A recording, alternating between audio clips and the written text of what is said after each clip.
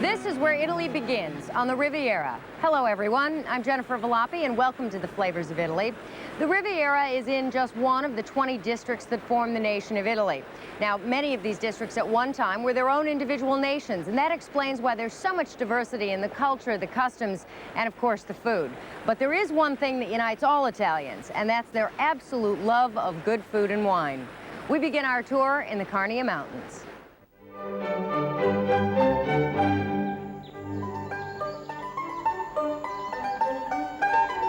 The Italian cooking style of today is a wonderfully varied composite of cultural influences.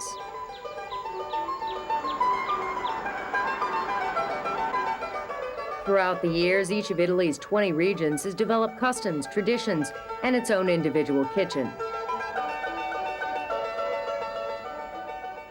In the Northeast, beginnings were humble and austere, as for centuries, the first inhabitants of the valleys of the Carnia Mountains were shepherds and farmers.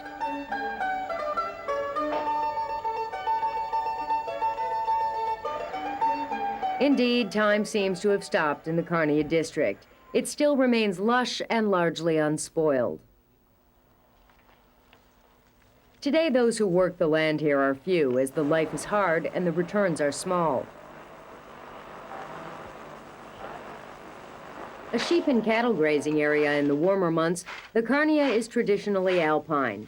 Its lush green meadows are among the last frontiers between man and nature. In the first breath of autumn, winter fodder for the animals becomes a prime consideration.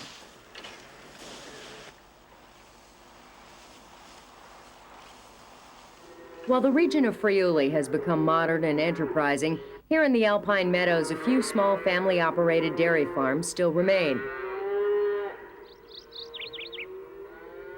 There are about 450 different Italian cheeses, mainly made in northern Italy. Friuli's most traditional cheese is the sweet-tasting Montasio. Today, it's produced almost exclusively by artisan cheesemakers in little rustic factories remote from everyday life, where ricotta and other specialties are also made, depending on the season. In this district, smoked ricotta is almost as outstanding as the Montasio.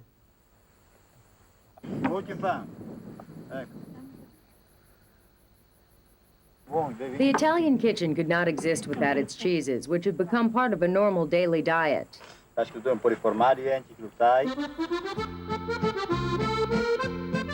Another simple food of peasant origin has become an established part of the traditional kitchen of Friuli Veneto and other Italian regions. It is polenta. Originally the staple dish of the early Romans and made at that time from millet or spelt, it was known as pulmentum. Friulans were the first to make polenta as it is known today, with maize from the New World. To make polenta, finely ground cornmeal is added gradually to slightly salted boiling water. The mixture is stirred constantly for about a half an hour until the polenta comes away from the walls of the paiolo. That's the special copper pot that's used for cooking polenta.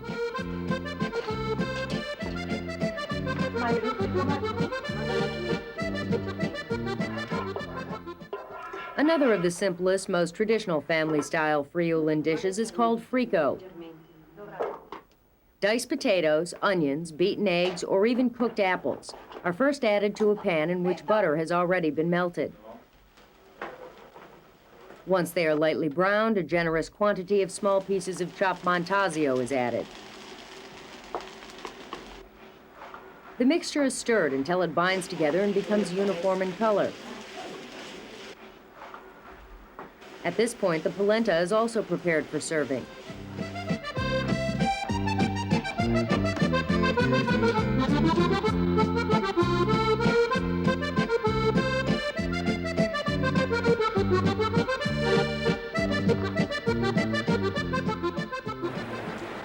Mushroom hunting is so beloved in Italy, it's practically a sport. We'll show you how it's done, coming right up when the Flavors of Italy continues.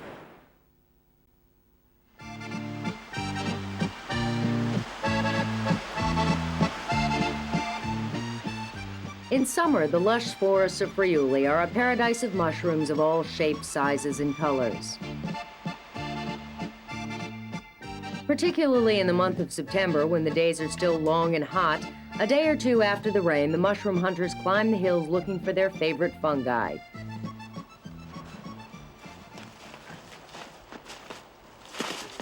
The parasol, you can see why it's called that, is just one of more than 1,000 separately identified mushroom species. Another is the prized uvale, which is best enjoyed cleaned and eaten raw.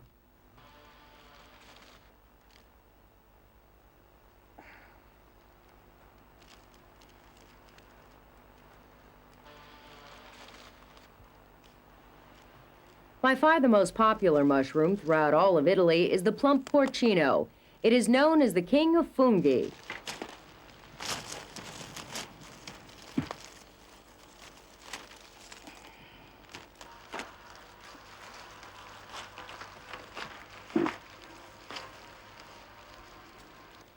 For enthusiasts, the wild mushroom season is considered just like a sporting season. People leave before dawn with their baskets and small knives to arrive at their secret spots. There are few places where one can gather unlimited quantities, however, as the maximum weight allowed to each licensed picker is 2 kilograms. That's about 4 pounds a basket. There are many recipes for wild mushrooms in traditional cooking, and all are relatively simple, so as not to drown the subtle tastes of the mushrooms.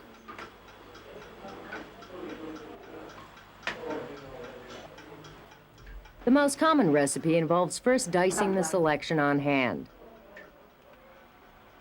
heating a small measure of fine quality olive oil, adding the mushroom pieces to the pan, parsley, garlic and pepper to taste. The mushrooms are mixed over a moderate heat for about 15 minutes until they deepen into a uniform color and the liquid evaporates.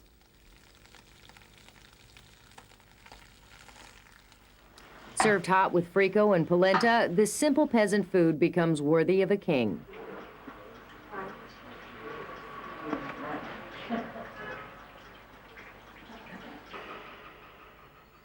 The mountains of Friuli inspire rich choral music of great depth.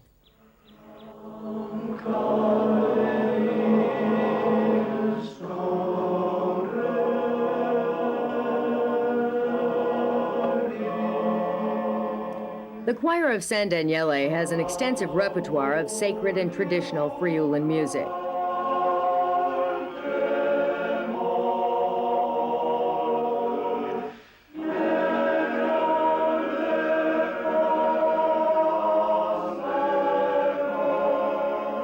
This is their anthem, the anthem of Friuli.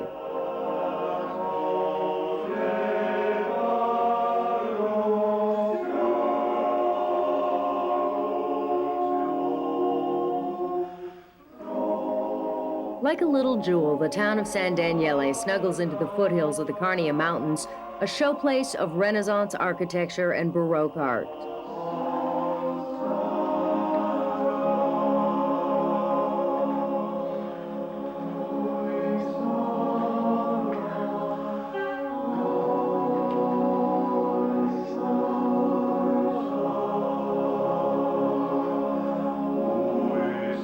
In San Daniele, the people show great attachment to their heritage, and here many artisan crafts and traditions have been kept alive over the centuries.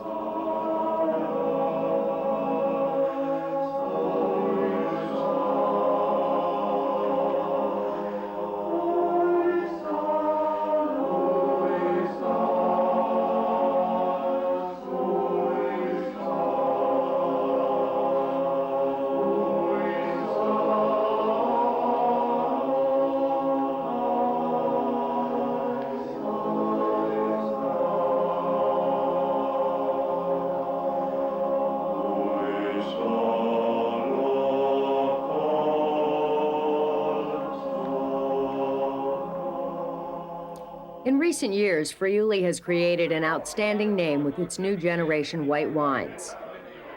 And with its prosciutto, that's cured ham, produced in the San Daniele area.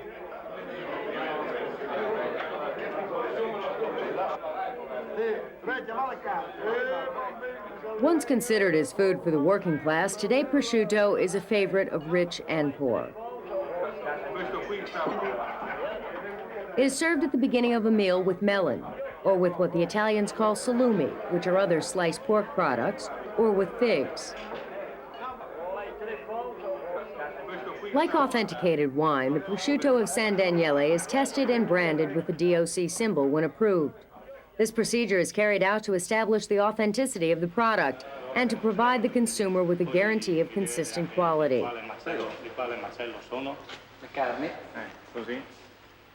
Prosciutto is now produced throughout all Italy. However, the most highly regarded is that of Parma, Veneto, and San Daniele. You can't talk about the food of Italy without at least mentioning pasta. And in Italy, there's got to be at least 1,000 different varieties.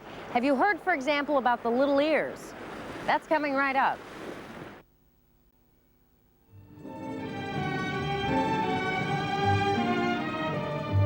Located on the heel of Italy's boot is a Puglia, also known as Puglia. It is an agricultural region with an ancient heritage. Throughout the Etria Valley in northern Puglia, the countryside is dotted with clusters of primitive-looking buildings called Friuli, which give the whole district a fairy tale character.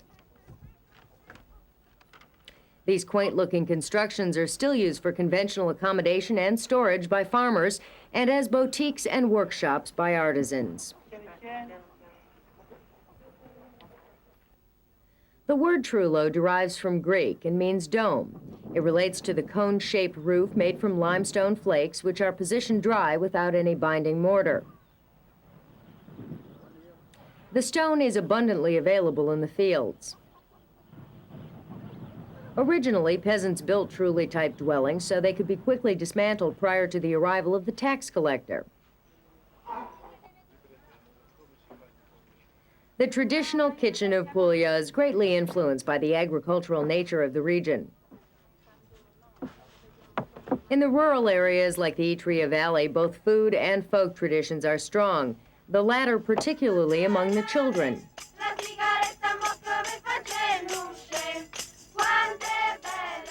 The regional cuisine makes extensive use of simple peasant-type ingredients.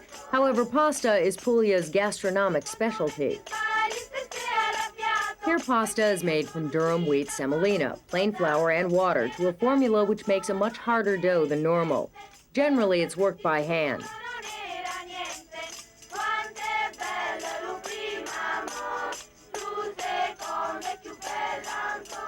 In Puglia, the types and shapes of pasta are more numerous than anywhere else. Apart from the usual macaroni and spaghetti, the most popular are orecchiette. They are used to make concime di rape, that's little ears with turnip tops.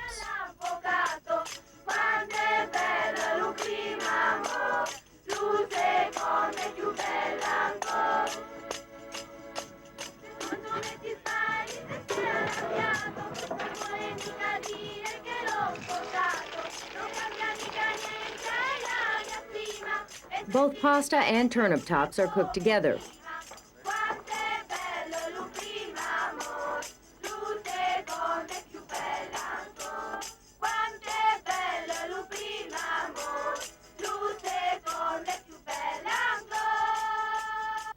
Humble foods have a prominent place in the Puglian diet.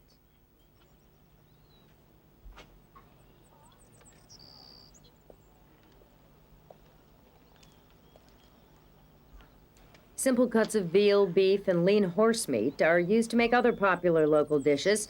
One is called involtini, or meat rolls. Involtini are also made elsewhere in Italy. However, in Puglia, they are stuffed with parsley, local herb, sheep cheese, and are spiced with rich homemade salami.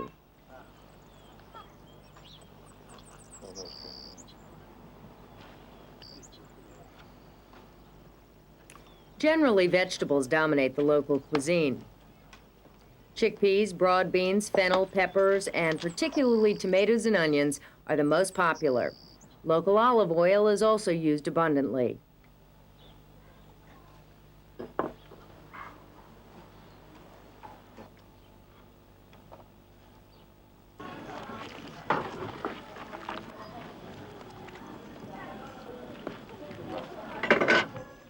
Throughout Puglia, wine is frequently used in cooking.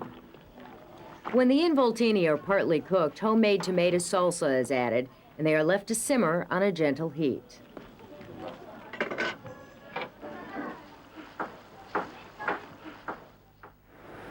By hydrofoil, we can be in Sicily in 20 minutes. I hear they have the most exotic food market there.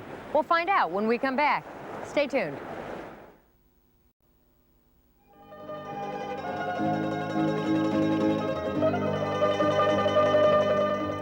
Sicily is the biggest of the Mediterranean islands, and it is Italy's largest region.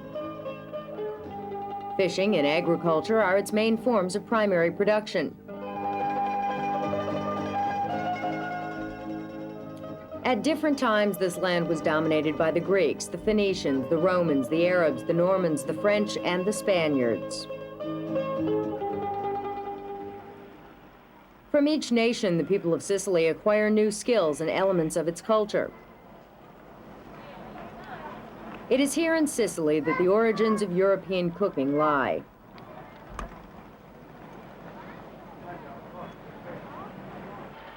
Fast food is also said to have originated in Sicily, where eating fuori tavolo, or away from the table, is still a Sicilian passion.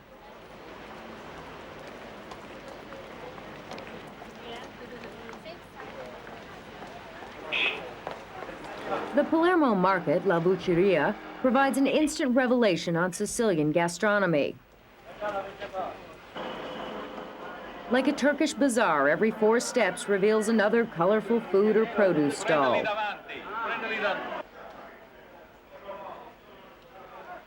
Here one can find all the local delicacies from sugared almonds to instant octopus. For most, these make an inexpensive mid-morning snack. Non ce n'è a Milano? Bello boifo, bello boifo! Not far from Palermo, the charming fishing village of Mondello has become a fashionable resort with a lively atmosphere, markets, bars, and many restaurants.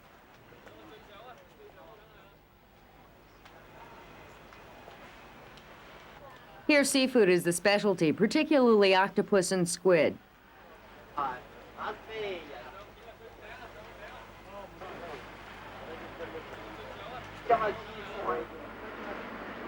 The preparation and cooking follows a ritual which has been handed down through the generations of local fishermen. Cleaning is carried out in seawater.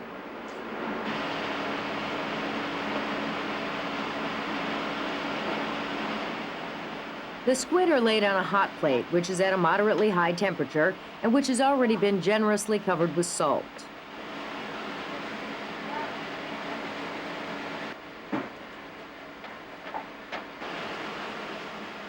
The squid pods are cooked on either side for no more than 2 or 3 minutes.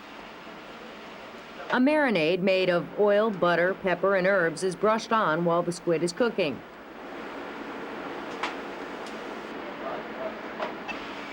After boiling for about 5 or 6 minutes in salted water, the octopus is tender and ready to serve.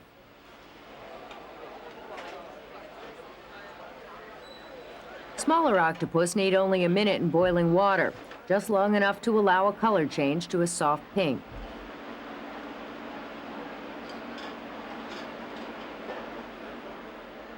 The stomach and beak are removed with ease after cooking.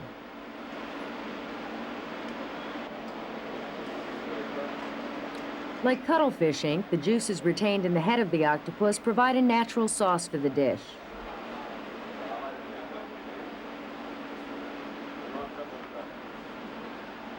Preparation, presentation, and recipes differ in the various regions. Another popular traditional way of cooking squid is to remove the tentacles and stuff the pod with a variety of fillings. It is then stewed, baked, or roasted in the oven.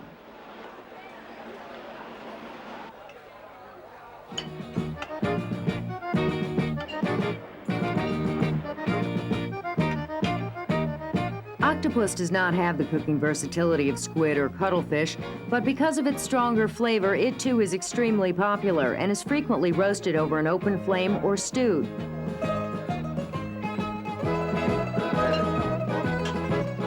Today, Sicily is a melting pot of culinary cultures, and it is here that the origins of European cooking are to be found.